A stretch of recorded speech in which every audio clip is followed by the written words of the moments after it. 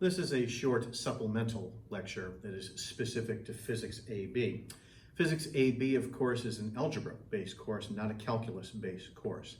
In the main lecture that you just saw involving quantifying potential energy, I had to perform an integral calculation in order to calculate the work done by gravity over a closed path.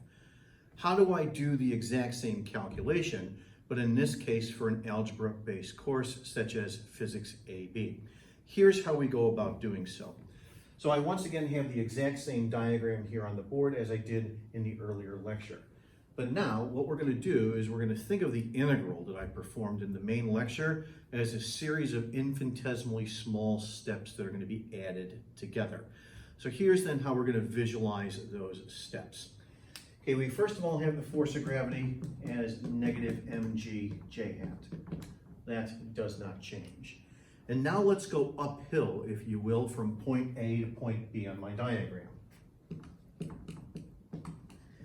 Okay, in doing so, I'm going to once again think of a very small and infinitesimally small displacement vector. Okay, let me once again draw it on the diagram like so, as I did earlier, but now let's go ahead and refer to it as delta r. Okay, in component form, if I do this off to the side, we'll think of delta r like so, as a delta x horizontally, and a delta y vertically. So then therefore the delta r vector is going to be a delta x I hat plus a delta y j hat. And then what I have to do is I have to calculate the dot product between the force vector and the displacement vector and then add it all together as I go from point A to point B. This is done by using a line integral, as you saw in the other lecture. However, in this case, for this algebra-based course, we can set this up as a summation. So here's then how we'll do this as we go from A to B. The work done by gravity is going to be the sum of negative mg j hat dot delta x I hat plus delta y j hat. I'm going to add, in other words, over these infinitesimally small displacement vectors as I go from point A to point B. Okay, now the result of the dot product is exactly the same as we saw before in the main lecture involving the integral.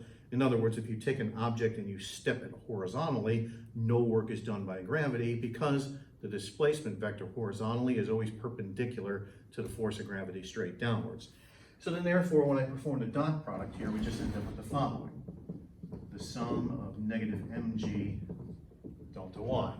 So what I have to do in order to calculate the work done by gravity is I just have to add together all of the delta y's as I go uphill.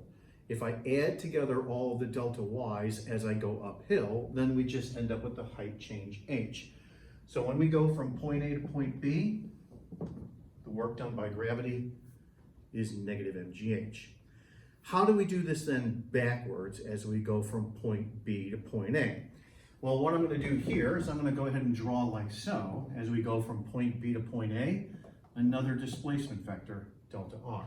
But in this case, it points downhill in some manner. So let me go ahead and draw that here off to the side like this.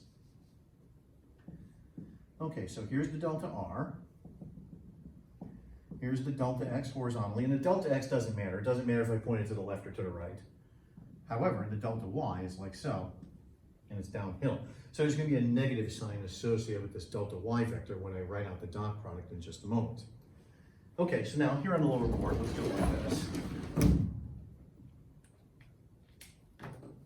So now I go from point B to point A, and now I write the displacement delta r as delta x I hat, but then minus delta y j hat as we go downhill.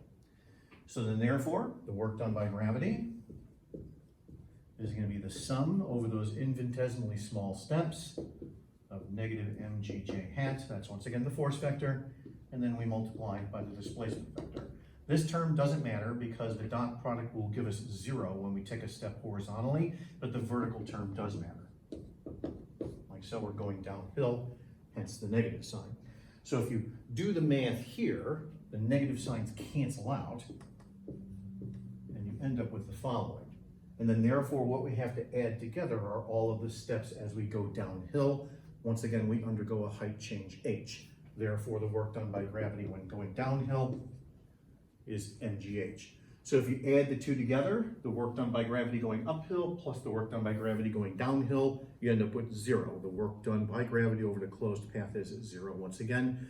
And then from that point forward, everything that you saw in the previous lecture is exactly identical.